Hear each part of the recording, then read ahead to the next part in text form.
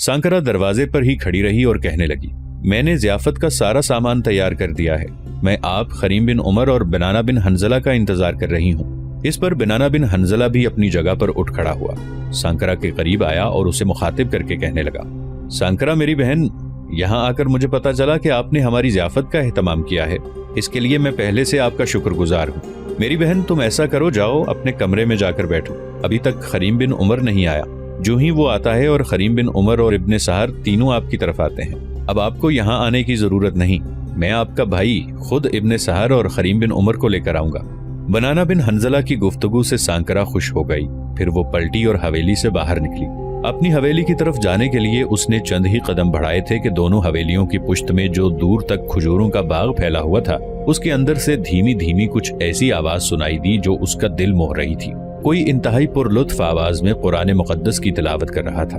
सांकरा अपनी हवेली की तरफ जाने की बजाय अजीब से जज्बे में खजूरों के उस बाग की तरफ भाग खड़ी हुई। खजूरों के बाग में थोड़ा सा आगे जाने के बाद सांकरा एक खजूर के मोटे तने के पीछे खड़ी हो गई और कुछ सुनने की कोशिश करने लगी, क्योंकि इस दफा आवाज उसकी समाअत से इस तरह टकराई थी जैसे तखरीब की कुव्वतों के अंदर जमजमा तामीर खड़ा हुआ हो। तिलावत करने का लहजा खालिस अरबी था और वो दूर तक फैली खजूरों के अंदर बिखरी चांदनी में दिलों को खींच लेने वाले अंदाज में तिलावत कर रहा था, जिसका तर्जुमा कुछ यूं था, तो क्या उन्होंने कभी अपने ऊपर आसमान की तरफ नहीं देखा कि किस तरह हमने इसे बनाया और आरास्ता किया, और इसमें कहीं कोई रखना नहीं है, और जमीन को हमने बिछाया और इसमें पहाड़ जमाए और इसके अंदर हर तरह की खुश मंजर नबातात उगा दी। ये सारी चीजें आंखें खोलने वाली और सबक देने वाली हैं हर उस बंदे को जो हक की तरफ रुजू करने वाला हो। यहाँ तक तिलावत करने के बाद तिलावत करने वाला रुका। सांकरा अभी तक उस खजूर के तने के पीछे खड़ी थी। वो मुतमईन थी इसलिए कि आवाज बताती थी कि तिलावत करने वाला आहिस्ता आहिस्ता उसी की तरफ आ रहा था। थोड़े से वक्फे के बाद तिलावत करने वाले की आवाज दोबारा कुछ इस तरह चांदनी रात में खजूरों के झुंड के अंदर उभरी जैसे मशीयत इलाही का कोई पाबंद दरवेश सिफत इंसान जिंदगी की अजमत और रफ़त का इजहार कर रहा हो, जिसका तर्जुमा कुछ यूं था, और आसमान से हमने बरकत वाला पानी नाजिल किया, फिर उससे बाग और फसल के गल्ले और बुलंदो बाला खजूर के दरख्त पैदा किए जिन पर फलों से लदे हुए खोशे तह दर तह लगते हैं। ये इंतजाम है बंदों को रिज्क देने का। इस पानी से हम मुर्दा जमीन को एक जिंदगी बख्श देते हैं। मरे हुए इंसानों का जमीन से निकलना भी इसी तरह होगा। इससे पहले नूह की कौम और असहाबुर रास और समूद और आद और फिरऔन और लूत के भाई और एका वाले और तबा की कौम के लोग भी झुठला चुके हैं। हर एक ने रसूलों को झुठलाया और आखिरकार मेरी वईद उन पर चस्पा हो गई। यहाँ तक पढ़ने के बाद कारी फिर रुका था। शायद थोड़ी देर उसने दम लिया था।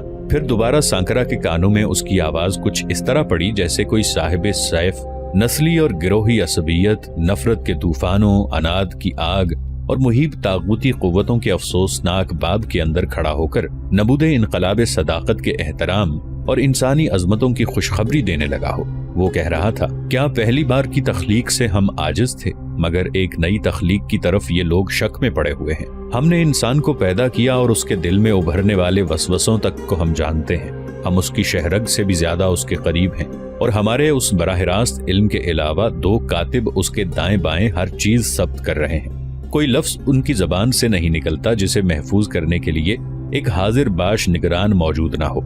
फिर देखो वो मौत की जानकनी हक लेकर आ पहुंची। ये वही चीज है जिससे तू भागता था और फिर सूर फूंका जाएगा। ये है वो दिन जिसका तुझे खौफ दिलाया जाता था। हर शख्स इस हाल में आ गया कि उसके साथ एक हाँक कर लाने वाला है और एक गवाही देने वाला है। यहाँ तक पढ़ने के बाद तिलावत करने वाला फिर रुक गया था। अब वो सांकरा के बिल्कुल करीब आ गया था। चांदनी रात में खजूरों के झुंड के अंदर चलता हुआ अब वो सांकरा को साफ सुनाई दे रहा था। उसने तिलावत बंद कर दी थी। जब वो सांकरा के पास से गुजरने लगा तो सांकरा उसे देखते हुए दंग रह गई। वो खरीम बिन उमर था। उसकी सफेद अबा फजाओं में चलने वाली तेज हवाओं के बायस लहरा रही थी। सर पर उसने सफेद रंग का इमामा बांध रखा था। आहिस्ता आहिस्ता चलता हुआ वो अपनी हवेली की तरफ जा रहा था। उसने सांकरा को नहीं देखा था इसलिए कि सांकरा खजूर के तने की ओट में खड़ी थी। फिर सांकरा के देखते ही देखते खरीम बिन उमर अपनी हवेली की तरफ चला गया। उसके जाने के बाद सांकरा भी वहां से हटी। वो भी हवेली की तरफ चली गई थी। हवेली में दाखिल होने के बाद सांकरा सावल के पास बैठकर थोड़ी देर बातें करने पाई कि मुजाब बिन सहर तमीमी, खरीम बिन उमर और बनाना बिन हंजला तीनों हवेली में दाखिल हुए। दोनों कमरे से निकली تینوں کا استقبال کیا، پھر اس کمرے میں لے گئیں جہاں ضیافت کا اہتمام کیا گیا تھا۔ تینوں کو بٹھانے کے بعد ان کے سامنے انہوں نے کھانے پینے کی اشیاء چننا شروع کر دی۔ پھر وہ دونوں ایک طرف ہو کر بیٹھ گئیں۔ وہ تینوں کھانا کھانے لگے تھے۔ کھانا کھانے کے دوران اچانک مجاع بن سہر تمیمی کو کچھ یاد آیا اور وہ سانکرا کو مخاطب کر کے کہنے لگا، سانکرا میری بیٹی، خریم بن عمر کہہ رہا تھا کہ تم نے خامخواہ یہ ضیافت کرنے کی زحمت اٹھائی۔ اس کا کہنا تھا کہ اگر تمہارے ماں باپ یہاں ہوتے اور تمہاری مستقل رہائش بھی یہاں ہوتی تو تم ضیافت کا اہتمام کرتی تو انہیں اس سے بے حد خوشی ہوتی، لیکن اب جب کہ تم خود یہاں مہمان ہو تو تمہاری طرف سے یہ ضیافت کچھ عجیب سی لگتی ہے۔ ابن سار کے ان الفاظ پر سانکرا تھوڑی دیر تک مسکراتی رہی، پھر اس نے ایک گہری نگاہ خریم بن عمر پر ڈالی۔ وہ نگاہیں جھکائے خاموشی سے کھانا کھا رہا تھا۔ نہ اس نے ابن سار کے ان الفاظ کا کوئی اثر لیا، نہ ہی اس نے سانکرا کے رد عمل کو دیکھا۔ کھانا کھانے کے بعد تینوں کچھ دیر تک سانکرا اور ساول کے پاس بیٹھے رہے۔ ایک بار پھر تینوں نے سانکرا اور ساول کا شکریہ ادا کیا اور پھر وہاں سے وہ اپنی حویلی کی طرف چلے گئے۔ حجاج بن یوسف ایک روز اپنے نئے آباد کردہ شہر واسط کے دارالعدل میں بیٹھا ہوا تھا کہ اس کے محافظ دستوں کا سالار اس کے قریب آیا اور حجاج بن یوسف کو مخاطب کر کے کہنے لگا، یا امیر، آپ نے الافی قبیلے کے سردار کو طلب کیا تھا، اسے میں نے بلوا بھیجا تھا، اس وقت وہ باہر کھڑا ہے اور آپ سے ملاقات کا منتظر ہے۔ ساتھ ہی ایک قاصد خراسان سے بھی آیا ہے، وہ بھی آپ سے کچھ کہنا چاہتا ہے۔ اب آپ بتائیے کہ میں کسے پہلے آپ کے سامنے پیش کروں؟ حجاج بن یوسف خاموش رہا اور کچھ سوچتا رہا۔ اس کے بعد شاید اس نے کوئی فیصلہ کیا اور پہلے محافظ دستے کے سالار کو مخاطب کر کے کہنے لگا، پہلے الافی قبیلے کے سردار سلیمان الافی کو اندر بھیجو۔ محافظ دستوں کا سالار باہر نکل گیا۔ تھوڑی دیر بعد الافی قبیلے کا سردار اس کمرے میں داخل ہوا۔ آگے بڑھتے ہوئے جب اس نے ایک نشست پر بیٹھنا چاہا تو حجاج بن یوسف نے ڈانٹنے کے انداز میں اسے مخاطب کیا، تم ایک مجرم ہو، میں نے تمہیں ایک مجرم کی حیثیت سے طلب کیا ہے، مجرم ہو کر تم نشست پر نہیں بیٹھ سکتے، میرے سامنے کھڑے رہو، میں تم پر کچھ الزام لگاتا ہوں، ان کی نفی، ان کی وضاحت کے لیے تمہارے پاس ہو تو کچھ کہنا، ورنہ یاد رکھنا میرا انتقام بڑا سخت ہوگا۔ حجاج بن یوسف کے ان الفاظ پر الافی قبیلے کا سردار سلیمان کانپ گیا تھا۔ نشست کی طرف جانے کی بجائے وہ مڑا اور عین حجاج بن یوسف کے سامنے آن کھڑا ہوا۔ حجاج بن یوسف نے اسے مخاطب کرتے ہوئے کہا، میں نے تمہیں پہلے تنبیہ کی تھی کہ تم 2 جرم کر چکے ہو، تیسرا جرم اگر تم نے کیا تو میں تمہاری گردن کاٹ دوں گا۔ تمہارے تیسرے جرم کی مجھے اطلاع دی گئی ہے، تم نے اپنے قبیلے کے ایک شخص حارث اور اس کے بیٹوں کو ترغیب دی کہ وہ مکران کے حاکم سعید بن اسلم کو قتل کر دیں۔ تمہاری ترغیب پر وہ تینوں باپ بیٹے حرکت میں آئے۔ اس وقت وہ سعید بن اسلم کلابی پر حملہ آور ہوئے جب وہ خراج وصول کرنے کے لیے مکران سے باہر نکلا تھا۔ حارث الافی کے بیٹوں معاویہ اور محمد نے اس پر حملہ کیا اور اسے قتل کر دیا، اور جس قدر مسلمان لشکری اس کے ساتھ تھے ان کا بھی خاتمہ کر دیا، لیکن وہ مکران پر قابض نہ ہو سکے، اس لیے کہ خریم بن عمر جسے میں نے مکران میں لشکروں کا سپہ سالار بنایا ہے وہ ان کے آڑے آیا۔ ان کے اور راجہ داہر کے مشترکہ لشکر کو اس نے بدترین شکست دی اور اپنی سرحدوں سے بھگایا۔ اب مکران کا والی مجاع بن سار تمیمی ہے۔ حارث، محمد اور معاویہ کے علاوہ تم بھی سعید بن اسلم کلابی کے قتل میں ملوث ہو، لہٰذا قاتل کی حیثیت سے میں تمہارے قتل کا حکم دیتا ہوں۔ کیا تم نے اپنی صفائی میں کچھ کہنا ہے؟ یاد رکھنا اگر جھوٹ بولو گے تو یہیں کھڑے کھڑے میں خود گردن کاٹ کر رکھ دوں گا۔ حجاج بن یوسف کے ان الفاظ پر سلیمان لرز کر رہ گیا، وہ کچھ بھی نہ کہہ سکا۔ اس طرح خاموش رہتے ہوئے اس نے اپنی غلطی کو تسلیم کر لیا تھا۔ تالی بجاتے ہوئے حجاج بن یوسف نے اپنے محافظ دستوں کے سالار کو اندر بلایا۔ جب وہ حجاج بن یوسف کے سامنے آیا تو کڑکتی ہوئی آواز میں حجاج بن یوسف نے اسے کہا، اس سلیمان کو باہر لے جاؤ، یہ اپنے گناہ کو تسلیم کر چکا ہے، اس کی گردن کاٹ دو۔ حجاج بن یوسف کے کہنے پر الافی قبیلے کے سردار کو وہ پکڑ کر باہر لے گیا اور ایک طرف جاتے ہوئے اس کی گردن کاٹ کر رکھ دی۔ تھوڑی دیر بعد وہ سالار لوٹا اور حجاج بن یوسف کو مخاطب کر کے کہنے لگا، امیر، اگر آپ اجازت دیں تو میں اس قاصد کو آپ کے سامنے پیش کروں جو خراسان سے آیا ہے اور باہر آپ سے ملاقات کا منتظر ہے۔ حجاج بن یوسف نے جب اسبات میں گردن ہلائی تو وہ سالار باہر نکل آیا۔ تھوڑی دیر بعد قاصد اندر آیا اور حجاج بن یوسف کے سامنے آن کھڑا ہوا۔ پھر حجاج بن یوسف کو اس نے مخاطب کیا، میں خراسان سے آپ کے لیے یہ خبر لایا ہوں کہ ابن اشعث نے باقاعدہ طور پر آپ کے خلاف بغاوت کھڑی کر دی ہے اور وہ خراسان سے ان سرزمینوں کی طرف روانہ ہو چکا ہے۔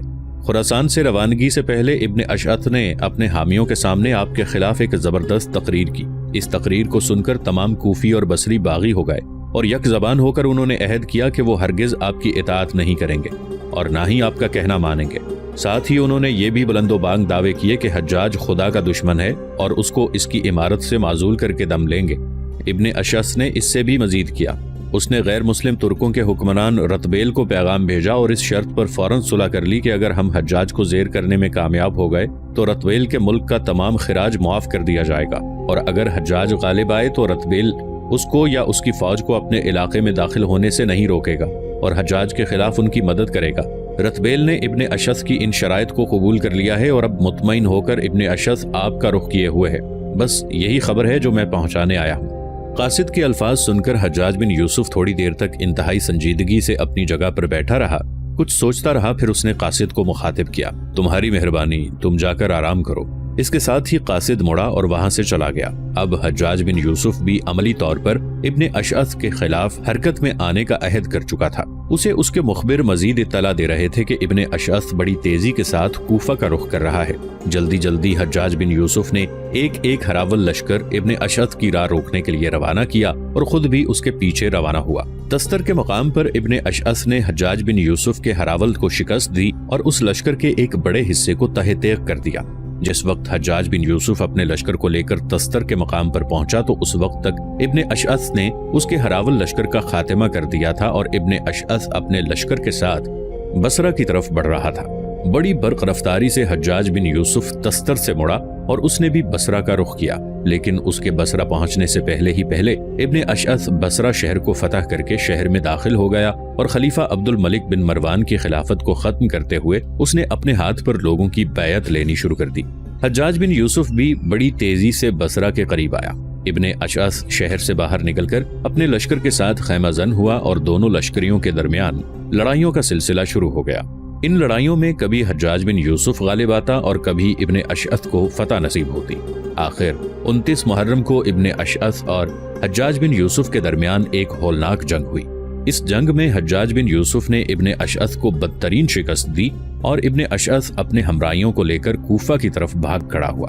حجاج بن یوسف کی غیر موجودگی میں جس طرح اس نے بصرہ پر قبضہ کیا، اسی طرح وہ کوفہ میں داخل ہوا اور کوفہ پر قبضہ کر لیا۔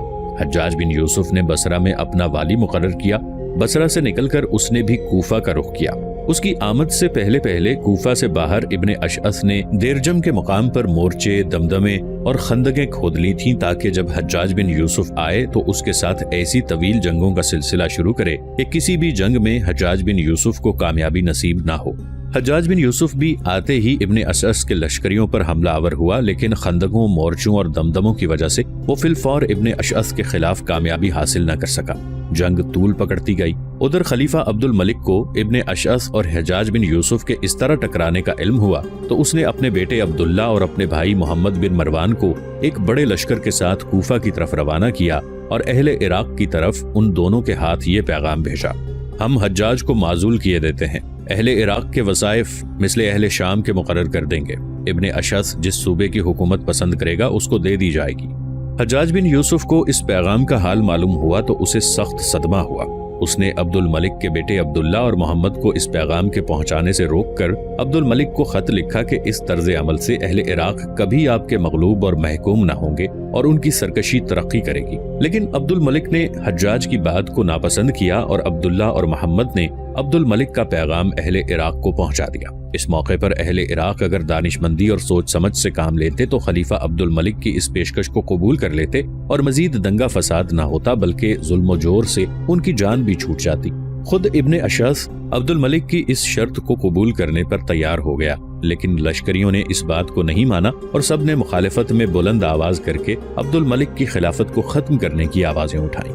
عبد الملک کا بیٹا عبداللہ اور بھائی محمد یہ صورتحال دیکھ کر واپس لوٹ گئے اور جس لشکر کو وہ اپنے ساتھ لے کر آئے تھے اس لشکر کو انہوں نے حجاج بن یوسف کے پاس ہی چھوڑ دیا، خود عبد الملک کے پاس چلے گئے۔ اب طرفین میں تازہ جوش اور تازہ تیاریوں کے ساتھ پھر بڑے زور و شور کی لڑائیاں شروع ہوئیں۔ ہر روز وہ اپنے اپنے مورچے سے نکل کر نبردآزما ہوتے اور شام کو اپنے مورچوں میں واپس چلے جاتے۔ ان لڑائیوں میں کبھی ابن اشعث کا پلڑا بھاری ہوتا اور کبھی حجاج بن یوسف کا، اور کبھی حجاج فاتح رہتا اور ابن اشعث کا نقصان ہوتا۔ اس طرح کچھ مزید باغی ابن اشعث کے ساتھ مل گئے اور اس کے لشکر میں خاطر خواہ اضافہ ہو گیا۔ اب ابن اشعث نے ارادہ کر لیا کہ کوفہ کے ساتھ ساتھ وہ بصرہ پر بھی قابض ہو جائے۔ اپنے اس ارادے کو عملی جامہ پہنانے کے لیے جو ہی اس کے لشکر کے ایک حصے نے بصرہ کا رخ کرنا چاہا، حجاج بن یوسف اس پر حملہ آور ہوا اور اسے تہس نہس کر دیا۔ اس کے بعد ابن اشعث اور حجاج بن یوسف کے درمیان ایک مزید فیصلہ کن جنگ ہوئی۔ اس جنگ میں حجاج بن یوسف فتح مند رہا، ابن اشعث کو شکست ہوئی۔ ابن اشعث پہلے کرمان کی طرف بھاگا، پھر کرمان سے نکل کر ترکستان کی غیر مسلم حکمران رتبیل کے پاس چلا گیا۔ حجاج بن یوسف نے یزید بن محلب کو خراسان کا والی مقرر کیا، ساتھ ہی اس نے ابن اشعث کو گرفتار کرنے کے ذرائع پر غور کرنا شروع کر دیا تھا۔ ابن اشعث جب ترکستان کے حکمران رتبیل کے پاس جا کر پناہ گزین ہو گیا تو خراسان میں اس کے جو حامی تھے انہوں نے ابن اشعث کے ساتھ رابطہ قائم کیا اور اسے ترغیب دی کہ ایک بار پھر وہ خراسان کی طرف آئے اور دوبارہ قسمت آزمائی کی جائے، ہو سکتا ہے اس بار ہم حجاج بن یوسف کے خلاف کامیاب رہیں۔ لیکن ابن اشعث کہنے لگا کہ خراسان میں اس وقت یزید بن محلب جیسا بہادر اور دلیر والی ہے، لہٰذا اس کے ہوتے ہوئے ہماری کامیابی دور دور تک کہیں بھی دکھائی نہیں دیتی۔ لیکن اپنے حامیوں کے مجبور کرنے پر اس نے اپنے ارد گرد 20,000 کا اچھا خاصا تربیت یافتہ لشکر جمع کیا۔ رتبیل کے علاقوں سے نکل کر اس نے ہرات کا رخ کیا اور ہرات شہر پر قبضہ کر لیا۔ یزید بن محلب کو جب اس کارروائی کی خبر ہوئی تو ایک لشکر لے کر وہ ابن اشعث کی سرکوبی کے لیے نکلا۔ ابن اشعث نے ہرات سے نکل کر یزید بن محلب کا مقابلہ کیا، لیکن یزید بن محلب نے اسے بدترین شکست دی۔ ابن اشعث پھر شکست کھا کر بھاگا، پہلے سندھ کا رخ کیا، پھر وہ رتبیل کی طرف چلا گیا۔ وہاں جا کر وہ سل کے عارضے میں مبتلا ہو گیا۔ حجاج بن یوسف کو ان حالات کا علم ہوا تو ابن اشعث کی شکست پر خوشی کا اظہار کیا، ساتھ ہی اس نے ترکستان کے حکمران رتبیل کو لکھا کہ وہ باغی ابن اشعث کا سر کاٹ کر بھیج دے، اگر وہ ایسا نہیں کرے گا تو اس کی مملکت کے خلاف حملوں کی ابتدا کی جائے گی، اور اگر وہ حکم مانے گا تو اس کا 10 برس کا خراج معاف کر دیا جائے گا۔ رتبیل نے حجاج بن یوسف کے خوف سے اس کا کہا ماننے پر حامی بھر لی اور اس نے ابن اشعث کا سر کاٹ کر حجاج بن یوسف کی طرف روانہ کر دیا۔ یوں ابن اشعث کا خاتمہ ہوا۔ ایک روز سورج غروب ہونے سے تھوڑی دیر پہلے حسین و خوبصورت سانکرا آہستہ آہستہ چلتی ہوئی اس حویلی میں داخل ہوئی جس میں خریم بن عمر، بنانا بن حنظلہ اور مجاع بن سار کا قیام تھا۔ اس وقت وہ تینوں ایک کمرے میں بیٹھے اپنے آئندہ کے لاہے عمل کو ترتیب دے رہے تھے کہ دروازے میں سے ابن سار نے سانکرا کو آتے ہوئے دیکھا۔ اس پر مجاع نے خریم بن عمر کو مخاطب کیا، ابن عمر میرے بیٹے، سانکرا آ رہی ہے۔ جس موضوع پر ہم گفتگو کر رہے ہیں اسے بعد میں نمٹائیں گے، پہلے یہ دیکھتے ہیں کہ سانکرا کیا چاہتی ہے۔ اتنی دیر تک سانکرا آہستہ آہستہ چلتی ہوئی دروازے پر نمودار ہوئی۔ ابن سار نے بڑی خوش طبعی سے اسے مخاطب کیا، آؤ بیٹی۔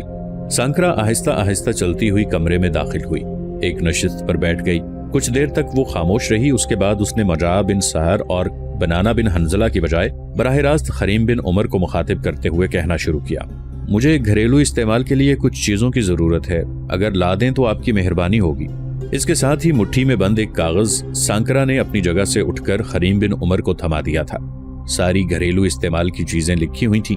خریم بن عمر اس موقع پر کچھ کہنا ہی چاہتا تھا کہ چونک کر اٹھ کھڑا ہوا، اس لیے کہ حویلی کے صدر دروازے پر عین اس وقت ہرچند رائے اور رام رتن داخل ہوئے تھے۔ ان کے ساتھ گھوڑے پر سوار ایک انتہائی خوبصورت اور پرجمال لڑکی بھی تھی جو ان کے پیچھے پیچھے آ رہی تھی۔ خریم بن عمر نے جب دروازے کی طرف دیکھا تو اس کے تعاقب میں سب کی نگاہیں صدر دروازے کی طرف جم گئیں۔ جو ہی سانکرا نے صدر دروازے کی طرف دیکھا، اس کا چہرہ خوشیوں سے پھول کی طرح کھل اٹھا۔ بھاگتی ہوئی وہ کمرے سے نکلی اور حویلی کے صحن کی طرف بڑھ گئی۔ اتنی دیر تک ہرچند رائے، رام رتن اور آنے والی لڑکی تینوں اپنے گھوڑے سے اتر چکے تھے۔ سانکرا بھاگتی ہوئی اس لڑکی کی طرف گئی اور پھر بڑی جوش اور جذبے میں اسے اپنے ساتھ لپٹا کر پیار کرنے لگی۔ اتنی دیر تک مجاع بن سار تمیمی اور بنانا بن حنظلہ بھی کمرے سے باہر نکل آئے تھے۔ سانکرا اس کی لڑکی سے علیحدہ ہو چکی تھی، بڑے پیار بڑی محبت میں اسے مخاطب کر کے کہنے لگی، خدیری تو کیسی ہے؟ میں تو امید اور توقع نہیں کر سکتی تھی کہ تو بھی یہاں مجھے مل سکتی ہے۔ سانکرا کی گفتگو سے خریم بن عمر، ابن سار اور ابن حنظلہ نے اندازہ لگا لیا تھا کہ آنے والی لڑکی جس کا نام گودیری پکارا گیا تھا پہلے سے سانکرا کی جاننے والی ہے۔ پھر مجاع بن سار کے کہنے پر ہرچند رائے اور رام رتن نے گھوڑوں کو استبل میں باندھ دیا۔ سب اسی کمرے میں بیٹھ گئے جہاں سے وہ اٹھے تھے۔ پھر ابن سار نے رام رتن کی طرف دیکھتے ہوئے کہنا شروع کیا، رام رتن، پہلے تم اس لڑکی کا تعارف کرواؤ جس سے سانکرا بغلگیر ہوئی ہے اور جس کا نام گودیری کہا گیا ہے۔ رام رتن سے پہلے ہی سانکرا بول پڑی، میں خود آپ سے اس کا تعارف کروا لیتی ہوں، اس کا نام گودیری ہے، یہ اکثر و بیشتر نیرون میں ہمارے ہاں آتی رہتی ہے، اور نکامرا قبیلے کا سردار جس کا تعلق بدھ مت سے ہے اور جس کا نام وانگا ہے، یہ اس کی اکلوتی بیٹی ہے۔ फिर सांकरा ने वहां बैठे सब लोगों का तारुफ गुदेरी से करवाया। सांकरा के इस तारुफ पर सब खुश हो गए थे। फिर इब्ने सार ने बराह रास्त हरचंद राय और राम रतन को मुखातिब किया, अब तुम कहो कहां से होकर आए हो और क्या खबरें हैं। इस पर हरचंद राय और राम रतन ने थोड़ी देर तक मशवरा किया। इसके बाद राम रतन ने अपने साथी की नुमाइंदगी करते हुए कहना शुरू किया,